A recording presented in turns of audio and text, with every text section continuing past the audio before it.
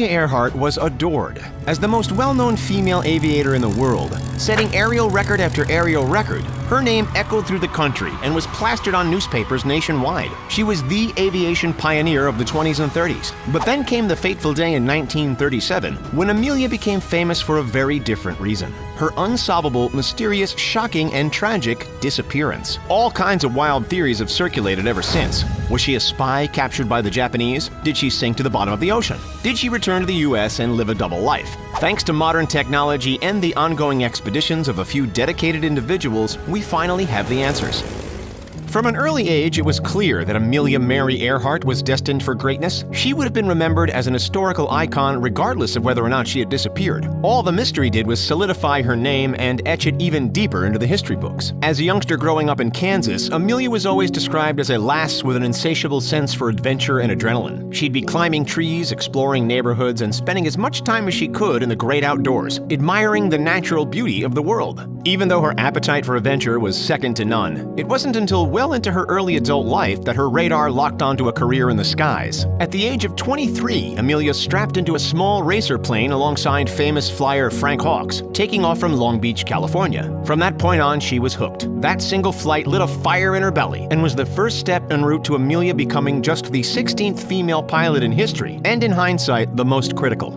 After young Amelia and her navigator Fred Noonan fell out of the sky into oblivion on the doomed 1937 journey, she would forever be remembered. However, in the decade leading up to the disaster, the Earhart name was already up in lights. In 1927, flying across the Atlantic Ocean was all the rage. Pilot Charles Lindbergh had just completed the first solo feat, creating a domino effect that would span over the following decade. Inspired by Charles's achievements, a woman named Amy Guest intended to be the first woman to cross the ocean by air, but pulled the pin at the last moment. That led to our dear Amelia getting the call. So, tasked with the role of log keeper, on June 17, 1928, Amelia, alongside pilot Wilmer Stultz and co-pilot Lewis Gordon, departed from Trepassey Harbor in Newfoundland, on the far eastern side of Canada, right about here, arriving in Buryport in South Wales exactly 20 hours and 40 minutes later. Fast forward 4 years to May 20th, 1932, and Amelia took the next critical step. Ditching Wilmer and Lewis, now strapped solo into a red Lockheed Vega aircraft, Earhart became the first woman in history to fly non-stop and alone across the Atlantic Ocean. Nobody since Charles Lindbergh had managed to do so. Her 15-hour achievement, crossing from Harbour Grace in Newfoundland to Londonderry to Northern Ireland, was handsomely acknowledged. The accolades poured in: the Distinguished Flying Cross from Congress, the Cross of Knight of the Legion of Honor from the French government, and the Gold Medal of the National Geographic Society. It seemed as though she was setting record after record. Just 3 months later, she earned the title of the first woman to fly non-stop and solo across the USA, jetting from Los Angeles to New York City in a sizzling 19 hours, about 4 times as long as a commercial flight takes today. Little could go wrong. In the eyes of America, Amelia was a hero. And then, of course, came the tragic events of 1937, a disappearance that would evolve into one of the greatest mysteries of the 20th and 21st centuries, a mystery which has left hundreds of scientists, investigators, and analysts and aviation experts scratching their heads in bewilderment. Where did it all go wrong? Let's take a look. With achievements and accolades to boot, Amelia wanted to take it to the next level. She wanted to become the first woman to fly around the world. Step 1. California to Hawaii. The flight landed safely, but thereafter it was nothing but trouble. Her plane faced mechanical issues, and both the aircraft and its adored pilot were forced to return to America. The first attempt was a failure. After securing additional funding, Amelia was ready for a second attempt. This time, she would circumnavigate the globe traveling west to east, strapped into a twin-engine Lockheed 10E Electra and accompanied by navigator Fred Noonan. Amelia set off on round 2, quietly making their way cross-country from Oakland to Miami. Once they had arrived on the USA's east coast, the publicity ramped up, and now the world was watching. From there, the flight path ran through Puerto Rico, Venezuela, Suriname, Brazil, Senegal, French Sudan, which is now Mali, Eritrea, Pakistan, India, Thailand, Singapore, the Dutch East Indies, Australia, and what would prove to be her final landing place, Lae in Papua New Guinea. The end was in sight. Just 2,556 nautical miles to her next stop, Howland Island, then 1,900 to Honolulu, and 2,400 before landing safely in California. On July 2nd, 1937, en route from Papua New Guinea to Howland Island, the U.S. Coast Guard received a radio transmission. The voice exclaimed, "We cannot see you. Fuel is running low. Been unable to reach you by radio. We are flying at 1,000 feet.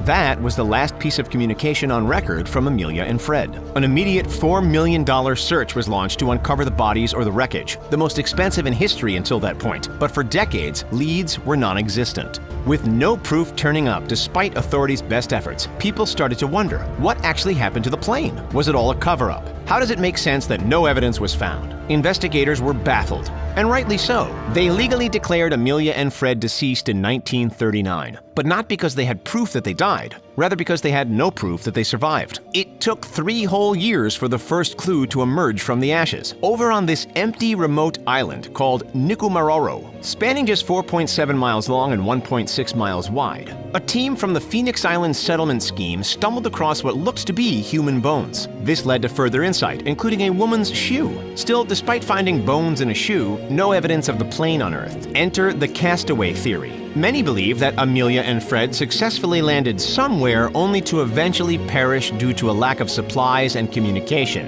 and the plane swept out to sea. Discovery of these bones excited scientists. However, upon analysis, they were declared by this dude, Dr. D.W. Hoodless, to have belongs to a 5-foot 5-inch tall stocky male. They just didn't match Amelia's description, so the search hit another roadblock. And there was still no evidence of the plane. Over the years, other theories emerged. Analysis became focused on one particular photograph, this one, which was taken in October of 1937 by a cadet named Eric Bevington, 3 months after Earhart disappeared. Focus your attention toward the little black smudge on the left side of the image. According to the International Group for Historic Aircraft Recovery, or TIGER for short, that smudge may have been the landing gear from the Lockheed Electra Model 10. Here's the landing gear photographed after the mishap in Hawaii, and here's the similar shape in the Bevington photo. What do you think? A clear resemblance or too hard to tell? When Dr. Robert Ballard, the man who found the Titanic and other famous shipwrecks, got a glimpse of this photo, he teamed up with Tiger and the search intensified. Then, of course, there's the spy theory. Allegedly, Amelia Earhart wasn't just a record-breaking aviator, but also an American undercover agent. And her plane didn't go down, it was taken down. This idea suggests that she was retrieved and taken captive by the Japanese and held in Saipan. It's not merely a wild conjecture. A History Channel documentary was released that poses some very legitimate questions. See this photo? It was taken on Jaluit Atoll in the Marshall Islands. Could that person on the left be Amelia's navigator, with Amelia being the figure with her back turned? If that's not enough to spark interest, the documentary also claims that the blurry section of the right side of the image could very well be the Electra.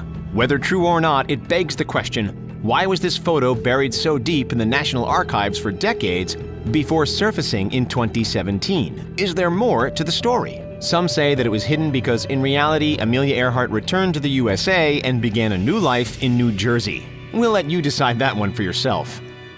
For the better part of a century, investigators followed vague leads like these that were few and far between. They begged for a definitive answer, with little progress. The official position from the US government is that Earhart and Noonan crashed into the Pacific Ocean, based on assumption, not proof. But now, with technology and analysis far more advanced than it was in the 1930s, answers may finally be available. Let us introduce you to Rick Gillespie, the founder of Tiger. In 1991, he and his team took a 3-week trip to Nikumaroro. And what did they find? Actual proof. This artifact, a piece of Alcoa aluminum, is thought to be the first definitive piece of Earhart's plane. It was the same size of a patch that had been fitted to the Electra to replace a damaged window.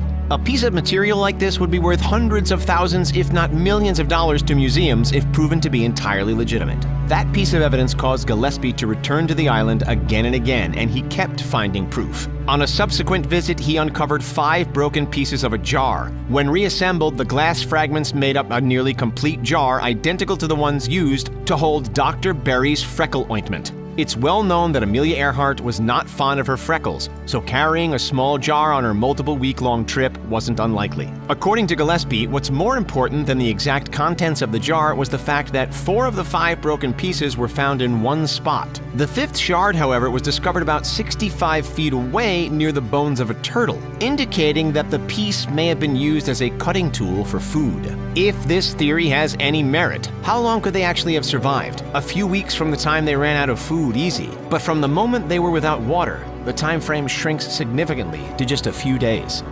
Remember the stocky man's bones found in 1940? Well, decades later, scientists were forced to rethink their earlier analysis. A 2018 DNA study on those bones conducted by University of Tennessee professor Richard Jantz suggested that they did not belong to a man, and instead were a close match to Earhart. Back in 1940, forensics techniques were lacking in expertise. But why'd it take nearly 80 years to reanalyze the bones? Simply put, just like Amelia, they went missing. Then they popped up in a museum on the island of Tarawa, reigniting the investigation and finally leading to answers. Even though the massive 2-week search authorized by President Franklin D. Roosevelt in 1937 cost $4 million, in the time since, with nonprofit organizations like Tiger doing their own digging and governments reopening the case, the total cost far surpasses that initial number. What do you think is the most likely explanation? Share your thoughts. Don't forget to like, subscribe, and as always, thanks for watching. See you next time.